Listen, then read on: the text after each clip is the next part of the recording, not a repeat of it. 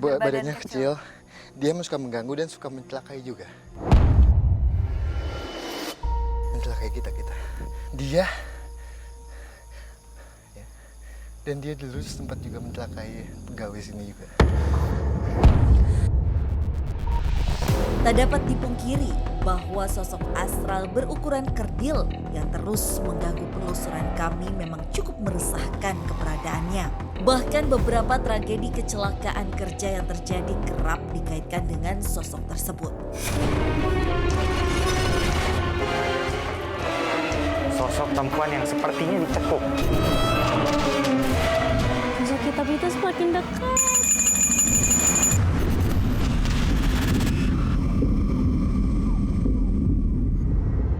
Atas dasar permintaan manusia, Ya. Atas permintaan manusia. Dia ada namanya juga.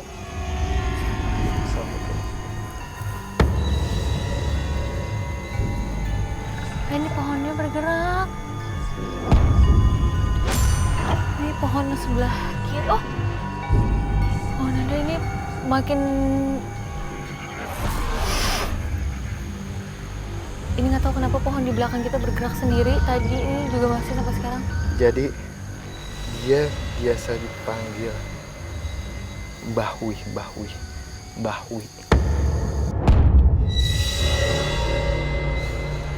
Kenapa Nanda dia nggak suka kita? Tanya-tanya. Jadi sebetulnya adalah nama itu kan tidak boleh kita sebutkan Sembarangan. itu. Jadi dia kayak kepanggil gitu.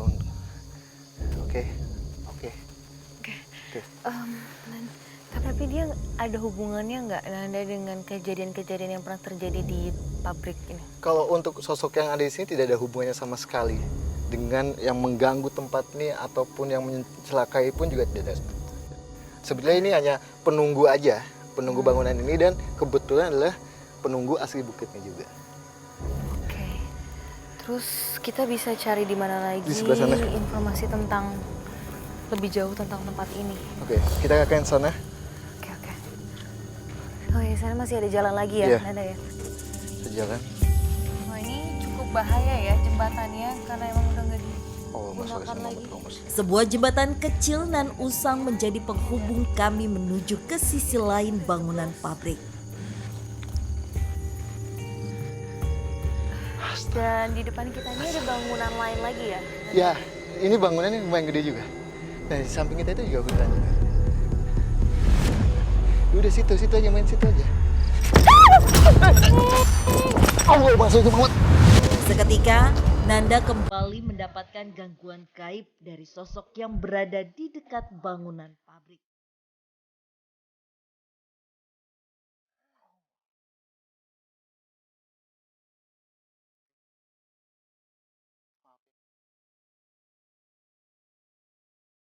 Dijelasin sedikit kamu kenapa? Jadi sosok yang kecil yang kita bisa bilang bantet itu, yang kecil, dia sebenarnya suka mengganggu. Yang tadi saya bilang mengganggu. Dia kayak ngajak pengen mungkin bisa mencelakai kita juga. Makhluk yang ada di sini. Oh. Nah,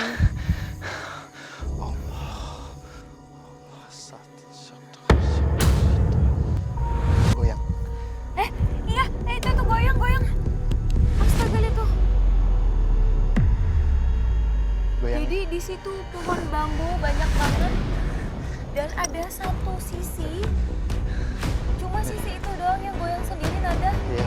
Itu ada yang Jadi sosok yang kecil-kecil itu adalah penunggunya asli sebelah situ.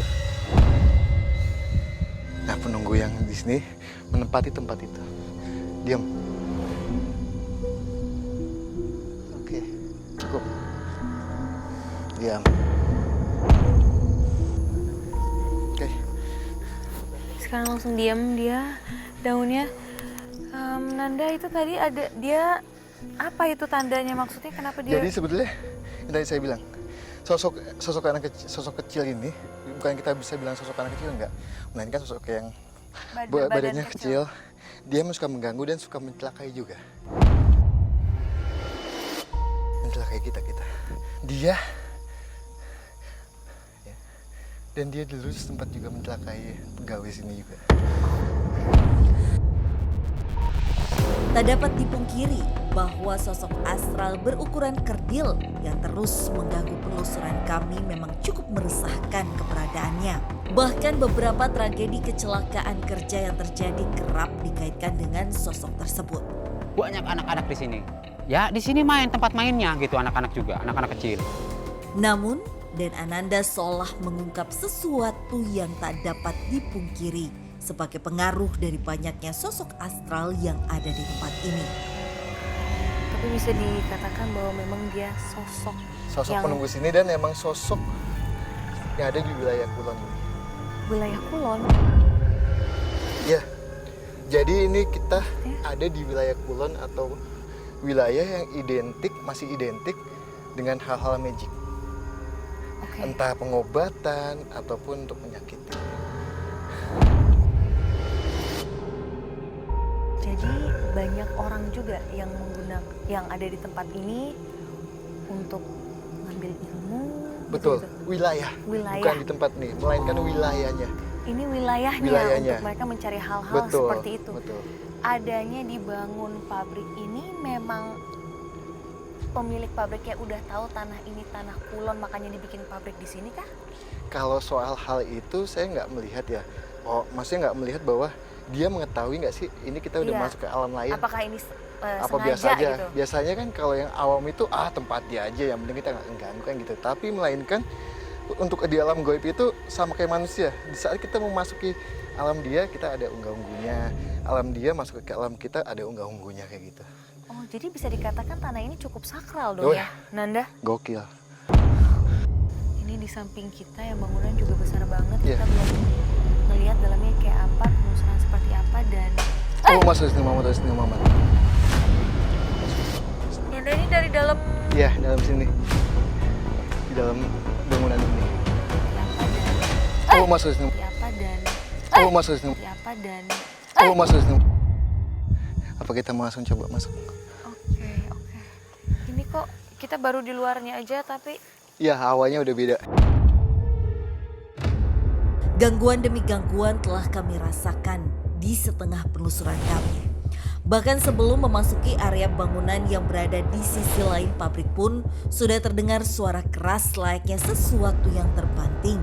Lantas, apakah gangguan tersebut seolah menjadi pertanda bahaya bagi kami yang akan menguak lebih banyak bekas pabrik batu bata yang dikaitkan dengan sebuah kerajaan gaib?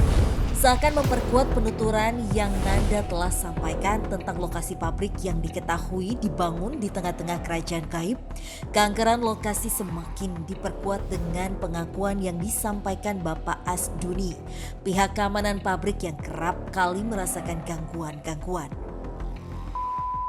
Itu sering dia melihat kalau saya sedang tugas, nah tahu di depan gitu. Pasti samperin tuh dia hilang gitu. Banyaknya spekulasi yang muncul sebagai alasan tutup pabrik membuat pihak terkait memberi alasan yang dirasa lebih logis untuk menutupi mitos-mitos gangguan dari makhluk astral tersebut.